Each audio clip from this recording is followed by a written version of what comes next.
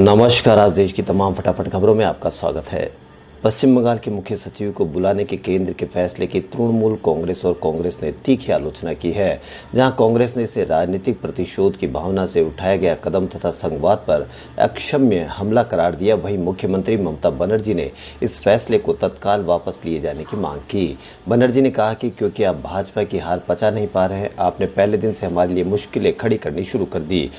मुख्य सचिव की क्या गलती है? कोविड-19 संकट के दौरान मुख्य सचिव को वापस बुलाना दिखाता है कि केंद्र बदले की राजनीति कर रहा है। केंद्र सरकार ने शनिवार को कोविड-19 के चलते जान गंवाने वाले आश्रितों को पेंशन दिए जाने सहित कई अन्य सुविधाएं प्रदान किए जाने की घोषणा की। प्रधानमंत्री कार्यालय की ओर से जारी एक बयान में कहा गया कि आश्रितों के लिए पेंशन के अलावा सरकार कोविड-19 से प्रभावित परिवारों के लिए बढ़ा हुआ एवं उदार बीमा मुआवजा सुनिश्चित करेगी। प्रधानमंत्री नरेंद्र मोदी ने कहा कि इन कदमों के वित्तीय संकटों का सामना कर रहे परिवारों की परेशानियां कम होगी। उन्होंने कहा कि सरकार कोविड-19 पीड़ितों के परिवारों के साथ खड़ी है। पीएम ने कहा कि ऐसे पीड़ित परिवार सम्मान का जीवन जी सके और जीवन स्तर को बेहतर बनाए रख सके। इसके लिए रोजगार से संबंधित मृत्यु के मामलों के तहत कर्मचारी राज्य बीमा निगम की पेंशन योजना का लाभ अब इन लोगों तक भी पहुंचाया जा रहा है जिनकी मृत्यु कोविड के कारण हो गई है।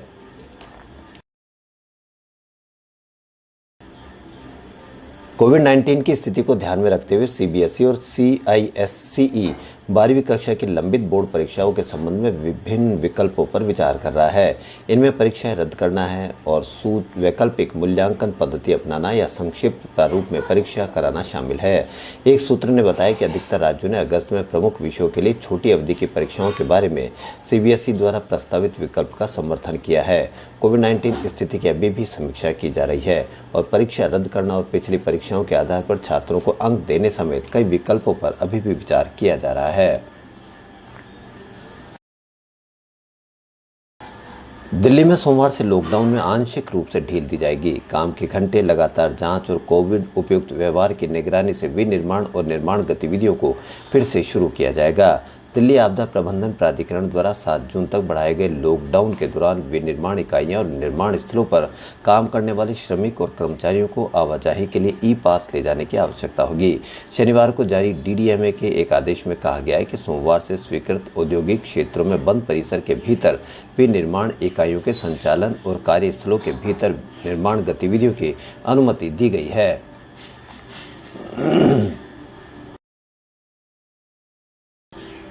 कोरोना वैक्सीनेशन के लिए प्राइवेट अस्पतालों के होटल पैकेज पर केंद्र सरकार ने गहरी नाराजगी जताई है। केंद्रीय स्वास्थ्य मंत्रालय ने राज्यों को दिए निर्देश होटल में टीकाकरण की सुविधा को तुरंत बंद करने को कहा है। केंद्रीय स्वास्थ्य मंत्रालय ने राज्यों और केंद्र शासित प्रदेशों को लिखे पत्र में कहा है कि कुछ निजी अस्पताल कोविड-19 वैक्सीनेशन के लिए होटलों के साथ करार कर पैकेज दे रहे हैं। इसके तहत होटलों में लग्जरी सुविधाओं के साथ वैक्सीनेशन का ऑफर दिया जा रहा है। यह नेशनल कोविड वैक्सीनेशनल प्रोग्राम के तहत तय की गई गाइडलाइन के खिलाफ है। लिहाजा ऐसे होटल पैकेज के साथ होटल में टीकाकरण की व्यवस्था तुरंत रोकी जाए। जिन होटलों का प्राइवेट अस्पतालों के साथ वैक्सीन को लेकर करार किया गया था, केंद्रीय स्वास्थ्य मंत्रालय ने ऐसे होटलों में टीकाकरण रद्द करने को कहा है।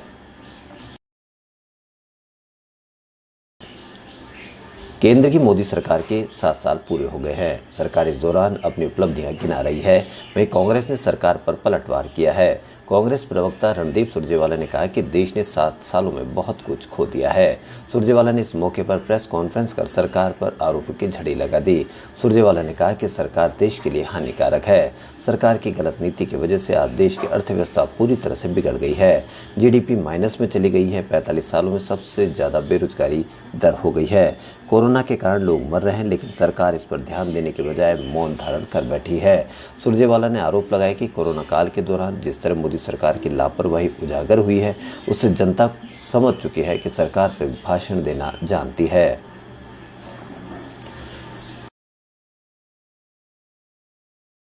देश में कोरोना के मामले लगातार कम हो रहे हैं। बीते दिन यहाँ 1,65,144 लोगों की कोरोना रिपोर्ट पॉजिटिव आई। ये आंकड़ा बीते 47 दिन में सबसे कम है। इससे पहले 12 अप्रैल को 1,60,854 केस आए थे। हालांकि मौत का बढ़ता आंकड़ा अब भी चिंता का सबब बना हुआ है।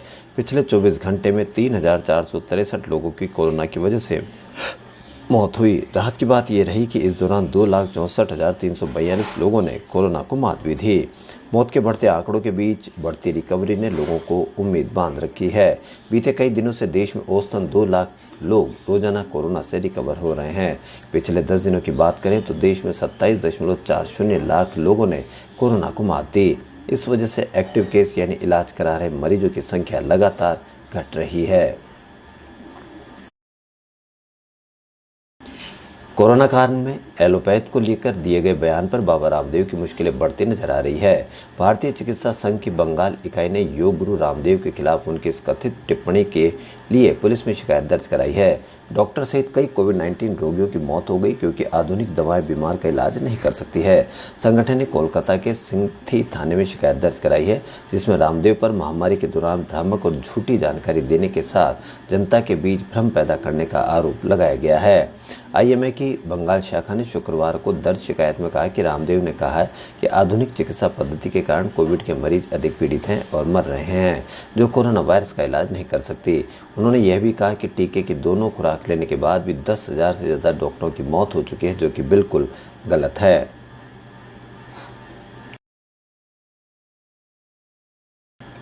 प्रधानमंत्री नरेंद्र मोदी आज अपने रेडियो कार्यक्रम मन की बात की। यह उनका 77वां संबोधन होगा। इस दौरान देश में बढ़ते कोरोना के मामले और टीकाकरण की स्थिति को लेकर चर्चा कर सकते हैं। प्रधानमंत्री नरेंद्र मोदी सुबह आकाशवाणी पर प्रसारित होने वाले कार्यक्रम में देश विदेश के लोगों के साथ अपने विचार साझा करेंगे। यह कार्यक्रम आकाशवाणी और दूरदर्शन के समूचे नेटवर्क और आकाशवाणी समाचार वेबसाइट के साथ ऐप पर भी प्रसारित किया गया। मन की बात कार्यक्रम का आकाशवाणी, दूरदर्शन समाचार, प्रधानमंत्री कार्यालय और सूचना तथा प्रसारण मंत्रालय के यूट्यूब चैनलों पर भी सीधे प्रसारण के माध्यम से देखा और सुना जा सकता है। हिंदी प्रसारण के तुरंत बाद आकाशवाणी से इसे क्षेत्रीय भाषाओं में प्रसारित किया जाता है। इस कार्यक्रम को क्षेत्रीय भाषाओं में रात 8 बजे फिर से सुना जा सकता है।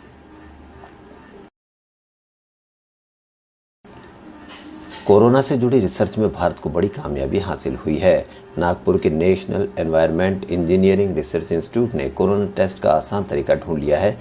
इससे 3 घंटे में ही आरटी-पीसीआर जितने सटीक नतीजे मिल सकते हैं। इसे स्लाइगन गार्गल आरटी-पीसीआर टेस्ट नाम दिया गया है। इसका मतलब है कि नमक के पानी से गरारे के जरिए कोरोना की जांच।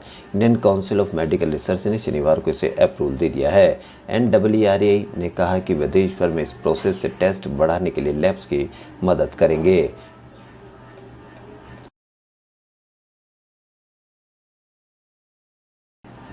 1826 में आज के दिन हिंदी भाषा का पहला समाचार पत्र उद्दंत मारदंड कोलकाता से एक साप्ताहिक पत्र के रूप में शुरू हुआ था। 8 पेज का अखबार हर मंगलवार को निकलता था। कानपुर में जन्मे और पेशे से वकील पंडित जुगल किशोर शुक्ल इसके संपादक थे।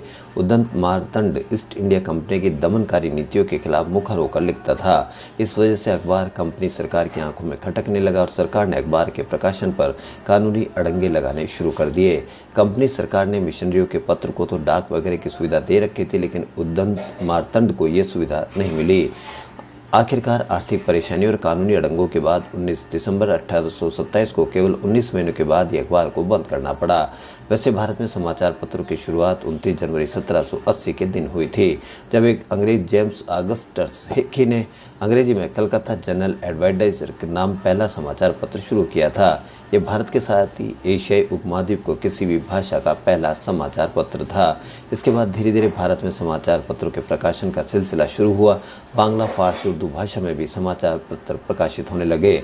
खबरों फिलहाल इतना ही। यदि आपको हमारा चैनल पसंद आए तो लाइक, सब्सक्राइब और शेयर अवश्य करें। धन्यवाद।